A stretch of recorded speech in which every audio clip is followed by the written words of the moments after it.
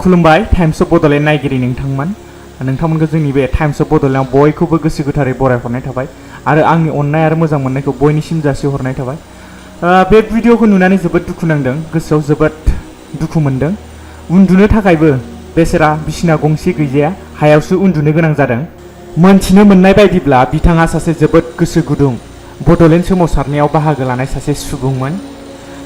बिथाङा क'क्राझार जिल्ला पर्बतजरा महकुमानि सिङाव थानाय हाथिमारा गामिनि जगिन्द्र ब्रह्म।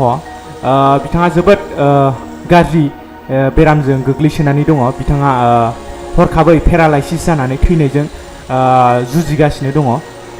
बिनिखायनो नुनानै थानो हायिनि नोंथांमोननो जों बे भिडिअखौ शेयार खालामनानै होनाय जाबाय। नोंथांमोनाबो बे भिडिअखौ शेयार खालामनानै होबानो जाबाय। बे भिडिअखौ नोंथांमोनसिम शेयार खालामनायनि गुबै जाहोनानो जाबाय नोंथांमोननि अनसुंथाइ नांगौ।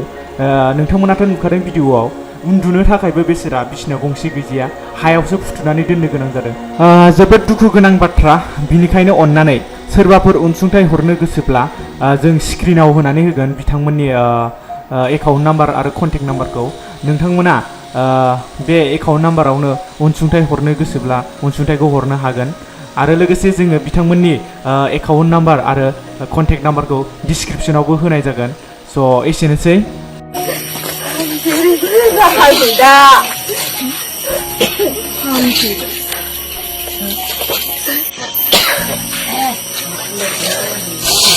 रायलायनोबो रोङा इसो आथिं फारसे आखाइ फारसे।